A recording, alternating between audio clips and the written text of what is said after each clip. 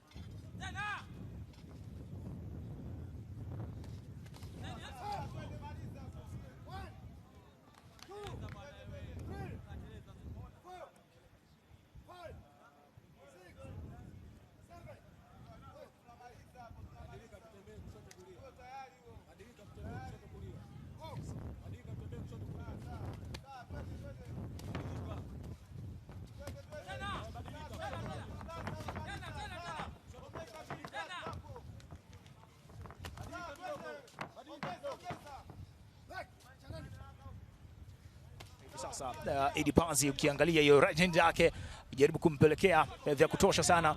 Naam. Ilikuwa ni clear punch ambayo ilimfanya kaisalimia canvas kidogo. Naam. Kwa ni knockdown ambayo bila shaka ina manufaa.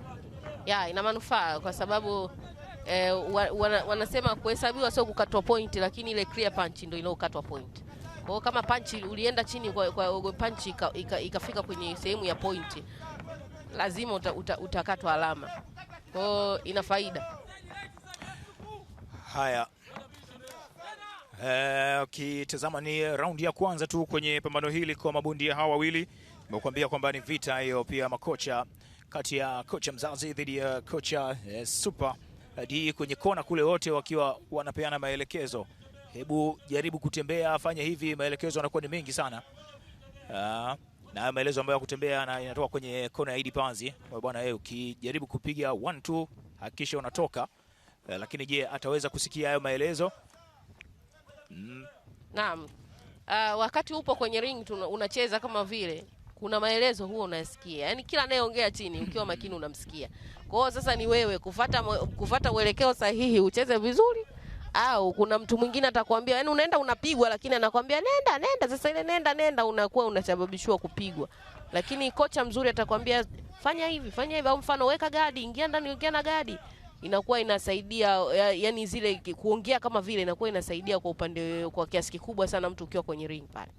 Haya, Vigula Shafi dhidi ya Idi Panzi haikupi tabu sana kwa sababu pia bukta zao zimeandikwa, na tegemea kuona pengine ilikuwa ni raundi ya kwanza ambayo kwa kiwango kikubwa sana kwenye kona zao kuna jambo au mambo ya kwenda kurekebisha, lakini unaweza kusema kwamba ni raundi ambayo kwa Vigula Shafi ilimuendea vizuri, labda kwa sababu ya ile clear punch ambayo aliipata na hiyo hapo na ilikuwa ni kwenye kidevo, kama ilikuwa hiyo hapo ambayo kaenda nayo kaenda pia kwenye right hand. Kabla ya hiyo akutana nao nyingine left, na bila shaka yoyote ndio hapo ambapo Vigula Shafi alimpa changamoto kubwa Idi Panzi kwenye raundi hii. Ndio wanaendelea kutengeneza rekodi zao, wanaendelea kutengeneza ubora wao. Nachokitegemea ni kwamba Idi Panzi yao ikaja kabadilika, kwa sababu mwanzo alikuwa anacheza tu anafuata, yani anafuata atumii kuna ile namna fulani ya kufuata. Unamfuata mtu sawa, unamfuataje? Unaenda kidevu kiko wazi kama hivyo, unakuwa yani kuna namna fulani anarudi nyuma ile. Ukikutana na ngumi, yani mtu akikusindikiza na ngumi lazima utaanguka, utapigwa KO tu lazima. Kwa cha msingi ashushe kidevu, yani afiche kidevu chake kwanza, kwa sababu hata mwanzo ile knockdown tumeiona ilifika kwenye kidevu. Hicho kidevu asipokuwa makini kinaweza kikamletea madhara. Lakini pia kwa upande wa Shafi sioni mapungufu mengi sana, kwa sababu yani mchezo wake yani kuna namna tu anacheza kamzidi vitu vingi Idi Panzi. Kwa hiyo Idi Panzi asipotumia akili ya ziada kuna uwezekano mkubwa wa kupoteza hili pambano. sababu mwenzake kuna baadhi ya vitu amemzidi, kama anakuwa kama hivyo, akimuona anakuwa anapiga kama hivyo, target yake inakuwa inafika vizuri, anakuwa anakwepa kama hivyo, ananyumbulika. Yani Shafi ana unyumbufu fulani upo, tofauti na Mohamed Pazi, amekaza mwili. Haya, acha tuone kwenye round hii kiuhalisia kuna mabadiliko pengine kwenye kona zimewapa. Ukiangalia watu wawili kile ambacho alikuwa anajaribu kukifanya hapo, Dipazi anajaribu kuwa kwenye kona na Vigulo Shafi, lakini anatoka kijaribu kutumia jab yake na kuondoka kama anadonoa hivi. Wale watu wawili wanajaribu kutumia jab zao kwa dabla moja ama nyingine. Hiyo hapo kajaribu kutafuta hapa kati moja, lakini haikukaa sawa sawa kwa sababu ya eneo lilokuwa hapo.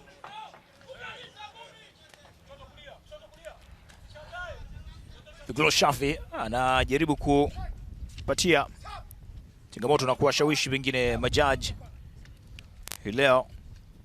Referee Saidi Chaku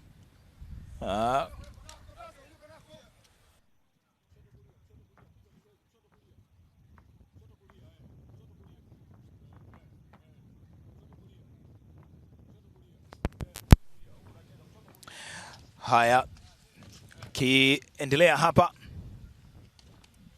jaribu kumtafuta body punch za kuibia Vigulo Shafi kwa upande wa Idi Pazi, na vile vile Idi Pazi anajaribu kuipiga combination, lakini vile vile combination ambazo alikuwa akilenga zaidi kwenye eneo la sura.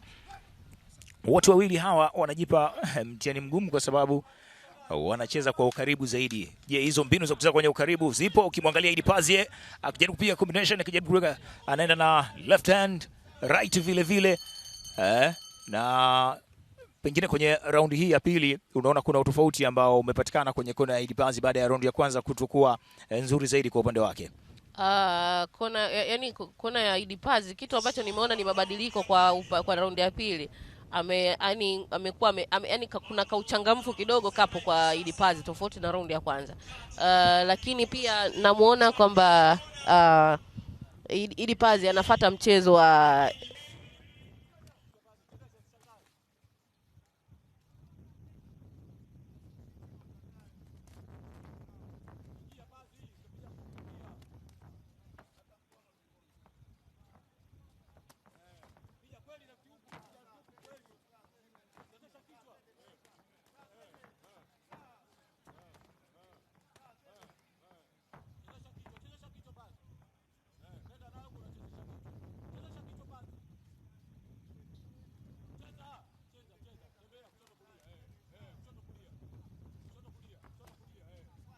na akitumia punch yake au right hand yake, jaribu vile vile kuchezesha kama nilivyosema eneo la juu la mwili, akimweka mbali saizi Vigulo Shafi, na Vigulo Shafi anachokitafuta ni kumweka karibu kwa sababu ndio nguvu yake kubwa alionayo. Ndio.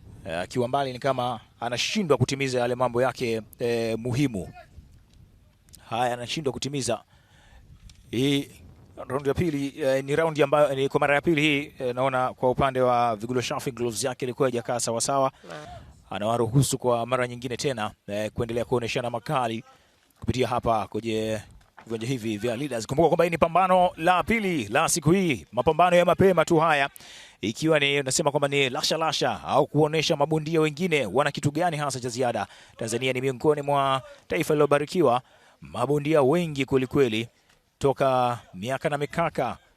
Mapambano haya yamekuwa yakifanyika, lakini safari hii yakipewa thamani zaidi na Azam TV kwa kuonekana na watu wakiendelea kufurahia burudani hii nyumbani. Hapa ni pambano la Vigulo Shafi dhidi ya Idi Pazi, na Idi Pazi mwenye bukta yake ya blue, Vigulo Shafi ni huyo mwenye bukta yake nyeusi hivi ina mbwembwe, akijaribu kuendelea kutumia mikono yake vizuri, akimweka mbali Idi Pazi, anajaribu kwenda naye, akimsogelea, anajaribu kama hivyo kumkumbatia, kumpunguza kasi Vigulo Shafi. Anamwambia kwamba hebu usishangae, twende tupambane. Haya, itawezekana.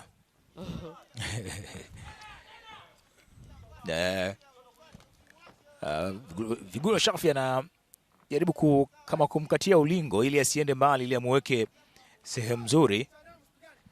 Nakumbuka ukicheza kwenye mazingira kama haya, tumezoea mapambano mengi ni jioni, jua kama hivi. Vigulo Shafi alikuwa ameenda na right hand moja ambayo ikawa kama imempa kigugumizi au gagaziko hivi. Lakini unasema kwamba leo haraka wa yeye Vigulo Shafi pengine kutimiza matukio ya muhimu kwenye kumaliza pambano amekosa. Yani kuna vitu ambavyo ukiwa unacheza pale kama yani kuna kile pressure fulani ukipiga ngumi target mtu akayumba, badala ya kufocus unakuwa unapata kale ka pressure kwamba yani unatamani uende kupiga zaidi ili aweze kuanguka mpinzani wako bila kuelewa kwamba una uwezekano wa kupoteza target yako nzuri ya kushinda knockout. Lakini pia ni dakika chache zilizopita niliona mchezo wa nani wa nani Idipazi alikuwa anashambulia sana dakika chache zilizopita, alikuwa anashambulia kwa nguvu, lakini ngumi zake alizokuwa akipiga kwa mara nyingine tena mkutana na right ambao iko na nguvu ya kutosha, ikamiumbisha kidogo, lakini anarudi imara, na naona ni kama mpata kati kwenye jicho lake, lakini haijamkataza pengine kuwa na ule uono ambao unahitajika, na itabu anaipata Idipazi, pengine atakuwa anashukuru kwa wakati huu. Kengele imemuokoa. Hakika amekuwa na wakati mgumu sana kwenye raundi hii ambayo imekuwa na kashikashi za kutosha, na unaweza kusema kwamba Vigulo Shafi Idipazi alikuwa anamweka mbali, lakini hii imekuwa na wakati mgumu sana ukitazama. Dakika chache zilizopita kwenye hii raundi kabla Vigulo hajastopishwa kwenda kurekebishwa gloves, alikuwa anacheza yani Idipazi alikuwa anacheza mbali, alikuwa na ile kucheza mbali kwake alipokuwa anapiga jabu muda wote na mstopisha Vigulo, ilikuwa inamnyima sana uhuru Vigulo wa kucheza. Lakini pia Vigulo ametumia opportunity, ametumia chance nzuri kama hivyo, anaona kabisa kwamba mpinzani wangu hawezi kukwepa, kusudi akipiga ngumi 3, 2 zitamkosa lakini moja itafika. Round 6 kwa itakuwa ni wakati ambao anapaswa kufanya vizuri zaidi, ni ama kuendelea kutumia mbinu yake ile ya kumweka mbali zaidi ya Vigulo Shafi, lakini Vigulo Shafi amekuwa ni mjanja kwa kuendelea kumkaribia na kumweka karibu muda wote ukiangalia, na amekuwa na footwork nzuri, lakini vile vile overhand zake, lakini power alionayo kwenye mkono wake pengine ule wa kulia imekuwa ni wakati mzuri kwake yeye kumpa changamoto kubwa sana Idipazi. Idipazi anajaribu kuondoka, lakini vile vile anajaribu kumkatia ulingo. Angalia, anajaribu kwenda naye. Napenda confidence ya Vigulo. Napenda confidence ya Vigulo kwa sababu yani anaonekana yuko fit na amefuata maelekezo ya kutosha kutoka kwa kocha wake, kwa sababu anaingia, unaona kabisa anapiga jabu inaonekana, anapiga lights inaonekana, anapiga combination zinaonekana, ufuataji wake, namna ya uchezaji wake anaonekana kabisa ni professional. Ili kuna kitu ambacho anakifanya, sijui ni namna gani, labda nyewe bondia unaweza kutueleza Leila, namna ambavyo wanajaribu kwa sababu kutengeneza kumkimbia mpinzani ulingoni, mnafundishwa, mnaelekeza, ni uwezo wako mzuri wa kutengeneza engo kupitia mguu yako, lakini namna ambavyo amekuwa akiondoka ni kama anajiexpose, ni kutokuwa tu ujanja wa Vigulo Shafi pengine kuitumia hiyo nafasi. Anauacha eneo lake la pembeni kwenye mkono wake wa kushoto, anapomkwepa linakuwa wazi sana, anaweza kukutana left huko au right yoyote ikampa wakati mgumu sana, lakini amebadilika. Nimeona kuna jabu ambazo amezitoa Idipazi, lakini bado ana wakati mgumu. Tazama kama hapo. Naam. Umetazama namna ambavyo amejaribu kumkimbia akienda kwenye engo. Lakini Vigulo ampatie huo muda wa yeye. Ampatie uhuru ya. Yani huku ndo kumenyana, hakuna kwenda mbali. Njoo tuoneshane makali, hamna kukimbiana humu. Nafikiri kwamba yani ni vile nilivyosema raundi iliyopita, kuna muda alikuwa anacheza jabu yake mbali, ilikuwa inamnyima sana uhuru Vigulo wa kucheza, lakini anaposhusha mikono, yani kile kitendo cha yeye kupiga jabu, Vigulo anakuwa mwepesi sana kufika na kushambulia ngumi zake kwa haraka, na kashatambua kwamba mpinzani wake hawezi. Left nzuri sana ambayo Idipazi amelipeleka baada ya Vigulo Shafi kuwa anajaribu kwenda kufanya tukio nyingine, hiyo ikiwa right nzuri sana ambayo ameenda nayo, akimwendelea kumweka mbali Idipazi, lakini bado hiyo ni hatari sana, lakini bado inaendelea kumpa nafasi ya kuendelea kupambana. Idipazi kijaribu, tazama, namkimbia na kuna yake namwambia, bwana wewe unaondokaje bila kupiga? Mtazama, hicho ndio kitu ambacho ni kama anaondoka kwenye eneo la mpinzani wake pasipokuwa na hesabu zozote ambazo ni muhimu. Lazima akili yako, miguu yako, mwili wako wote viwe vina mawasiliano ya kutosha. Lakini imekuwa ni round ya 4 ambayo haijawa pengine na kashikashi sana. Idipazi amekuwa kwa asilimia kubwa akijaribu kumkimbia. Nini ambacho umekiona kwa jicho pengine la ubondia? Yani Idi Pazi anapokimbia au Idi Pazi anapokuwa anacheza kwa kutembea muda wote, ameshaona kwamba mpinzani wake yupoje, mpinzani wake kuna vitu baadhi amemzidi. Kwa hiyo bila kufanya hivyo atampiga kama, yani wanasema unaweza ukapigwa kama begi. Inabidi kama unaona kabisa hapa maarifa yangu ya mahesabu yangu yamefeli, inabidi utumie akili ya kuzaliwa au utumie mbinu ambayo wa second wako anakuambia, kwa sababu kuna muda nilimsikia kocha anamwambia tembea toka hapo ulipo, kwa sababu akibishana Vigulo angetumia opportunity hiyo kumkatia ring. Yani vile anapokuwa anakimbia yeye anamkatia ring, anambana. Akienda kushoto anaenda kushoto, akienda kulia anaenda kulia, au kama vile anakuwa anakumbatia Idi Pazi anakuwa anakumbatia vile kama anakuwa kuna namna fulani kama anamlalia. Ameanza vizuri sana kwa kutumia left hand yake akiwa kama jab na akijaribu kuichepusha kutafuta kidevu na right hiyo ambayo imeenda. Kama ingekuwa na power inaonyesha pia kwa upande wa Vigulo Shafi ni miongoni mwa mabondia ambao ni wagumu. Kuna punch ambazo zimemkuta hapa kwenye dakika za mwanzo hii kwenye round ya 5 ilikuwa ni ngumu kweli kweli. Hizo ni faida za kupata sparring ya kutosha. Hiyo ndio faida zake hizo. Ndio faida zake. Unakuwa unapigwa panchi hufumbi macho, lakini pia unakuwa saa nyingine unaziona panchi, unaweza ukazikabuka, unasema kukamata. Unazimeza tu. Unaweza ukazimeza au unaweza ukakwepa kwa sababu ya kupata sparring za kutosha. Uoga wa macho ndio unasababisha watu kupigwa ngumi nyingi sana. Mwili una tabia ya kuzoea maumivu. Kwa hiyo unategemea unaumizwa na nini? Hakika. Inategemea unaumizwa nini, lakini mwili una tabia kuzoea maumivu. Naona Idi Pazi sipendezwe sana na kile ambacho anakifanya, namna ambavyo amekuwa akimkimbia akiondoka kwenye eneo lake. Kama alivyosema inaweza kumletea shida, lakini acha tuone, inawezekana kuna kitu cha ziada ambacho makocha wanajua zaidi na wametrain kwenye eneo hilo.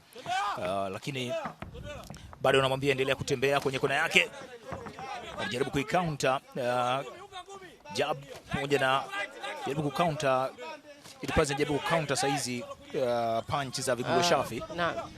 Akiendelea kumweka mbali, anasubiri kwanza, anarusha, ndio naye pia anajaribu kutoa kwa wakati huo, lakini akimpeleka kwenye kona ni kama anashindwa kuwa na maamuzi ya kutosha, na Vigulo Shafi anataka kutumia nafasi hiyo. Nafikiri Idi Pazi tenki limetoboka. Inavuja kidogo. Pumzi imekata. Kwa hiyo kinachoendelea anabidi acheze ili amalize, kwa sababu mwenzake bado yuko fiti, anaonekana upepo bado upo.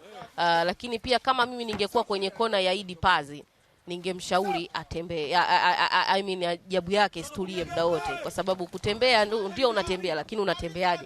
Ni mzito miguuni sio mwepesi kutoka. Kwa hiyo kutembea inakuwa ni changamoto kubwa sana kwake. Unaona akigeuka, akitembea anachelewa kugeuka. Kwa hiyo anakuta ule muda anageuka mwenzake kashafika.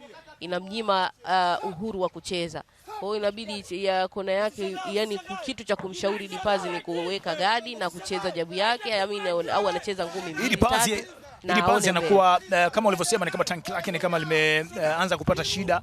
Upepo unatoka taratibu na anachoangalia saa hizi ni kubana pumzi, lakini unaweza kaeleza pengine wakati huo mazingira kumbuka kwamba hii ni mapema sana. Mapambano mengi tumezoea kuchezwa wakati nyingine nyakati za usiku.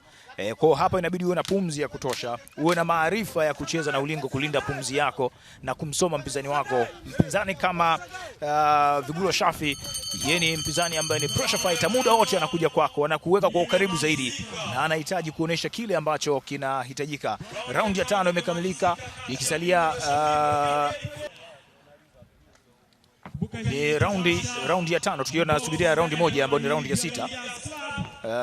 Tunasubiri round moja ambayo itakuwa ni round ya 6 kukamilisha pambano hili.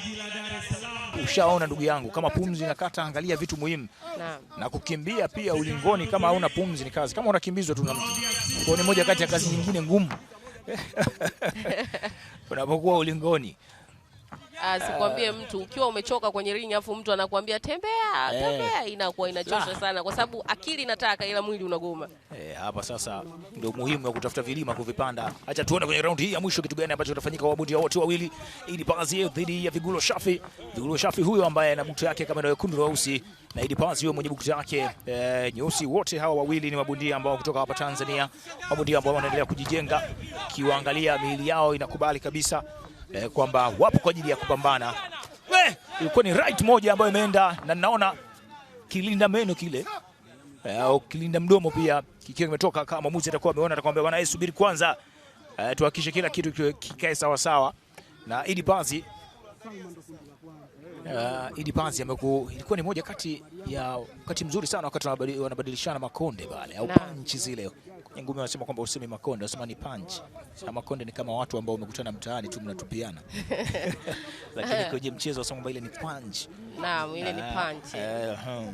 Lakini pia kuna muda uliuliza ukasema hali ya hewa inakuwaje ukicheza usiku na ukicheza mchana. Naam. Wakati huu mchana au sehemu ya wazi kama hii inakuwa sijui ni oxygen inakuwa nyingi, hata sijaelewa, kwa sababu kuna namna fulani ukishacheza kwenye sehemu ya wazi kama hii kifua kinakuwa kinajaa sana. Kwa hiyo kama hujazoea kucheza mapambano ya wazi kama hivi, huwa inaleta tabu sana kwa upande wako, kwa sababu inakuwa unashindwa kupumua vizuri, hewa hii inakuwa inakuzidia. Lakini pia jua kali inakuwa ina changamoto, mwili unanyong'onyea. Kwa hiyo si vizuri sana kucheza mchana, au inakuwa kama usio mzoefu wa kucheza, kwa sababu sisi amacha huwa tunacheza sana mchana. Kwa hiyo pambano kama hivi ni kawaida kwenye amacha. Lakini professional mara nyingi sana inakuwa sio hivi. Kwa ukikuta mtu ambaye hajazoea mazingira ya hivi, inakuwa sawa sawa umemtoa huko afu anaenda kucheza Urusi kwenye ile baridi. Lazima upate tabu sana. Au mazingira ambayo pia kuna joto kali sana. Mwili unakaa kama maji yanatoka kweli kweli, kwa hiyo lazima uwe na jambo la ziada. Ukiangalia pia anamuona ni kama anatumia pia ujanja ule wa kutema ile kilinda mdomo kwa mara ya pili, lakini hacha tuone kwenye raundi hii ambayo imebasalia. Anajaribu kukwepa, lakini Vigulo Shafi anaendelea kumpa changamoto kubwa sana. Changamoto kubwa sana hasa ya kumkaribia. Anamfuata bila kumpa muda wowote. Anajaribu kwenda naye, right anazitupa, lakini bado naona saizi bora kukumbatia kwa raundi yenyewe ya mwisho hii. Kwa mara nyingine tena hii inaitwaje hii ambayo anaifanya Idi Pazi? Mwamuzi anamwambia nini bwana Vigulo Shafi? Najua pressure iko kubwa, lakini mwenzio ana kilinda meno au kikinga mdomo kile ambacho ni lazima awe nacho, imekuwa ikimpatia tabu. Ni meno yanakuwa madogo au inakuwaje? Ile pale kwanza inakuwa ngumu automatically, lakini kipindi unaenda kununua huwa tunachemsha, yani inachemshwa, alafu unakuwa unaiweka kwenye meno, unaibana, inakuwa size ya meno yako. Nyingine inakuwa ni mchezaji anakuwa anatumia opportunity ili mradi aweze kupumzika, lakini nyingine inakuwa ni bahati mbaya, kwa sababu sio wote wanaweza kucheza na Gramsci wameingata mdomoni kama alivyofanya Vigulo. Yule yeye ya kwake amesogeza mbele, au mwingine unakuta anaitafuna. Kwa hiyo ukipigwa punch ikifika kwenye kidevu, lazima ile Gramsci itatoka tu. Dipazi anachotafuta saa hizi ni kuona kwamba ni bora nimalize tu ile pambano. Kwa kiwango kikubwa sana. Ukiangalia namna ambavyo anatweta ile anavyohema, inakupa kila sababu kuonyesha kwamba ni moja kati ya nyakati ngumu. Kwa mara nyingine tena anavalishwa mouth guard yake ili jambo likae sawa sawa, aendelee na pambano. Vigulo Shafi anamfuata, ukimwangalia ni kama yuko na energy ile akihitaji pengine kitu cha ziada, akiendelea kuwashawishi kwa sekunde hizi chache ambazo zimesalia. Vigulo Shafi pita kwenye kwapa huyu bwana Idi Pazi akiendelea na raundi ya 6 na ya mwisho ikiwa imekamilika baina ya Vigulo Shafi dhidi ya Idi Pazi, pambano ambalo limemaliza raundi zote, hakuna aliyerusha taulo na zimechapwa kweli kweli. Je, majaji pamoja na zile scorecards zitakuwa zinaeleza nini kwenye pambano hili? Nani ambaye atakuwa na siku nzuri hii leo? Leila Macho yuko hapa, mimi ni Gilbert Johannes. Kwa raundi zote 6, tathmini yako ni ipi ambayo umeiona baina ya mabondia hawa wawili? Jaji namba 1 ametoa 63, ametoa 60 kwa red corner, 53 kwa blue corner. Jaji namba 2 ametoa 58 kwa red corner, kwa 55 kwa blue corner. Jaji namba 3 ametoa 57 kwa red corner, kwa 56 kwa blue corner. Kwa matokeo hayo basi, mshindi ni red corner Vigulo Shafi.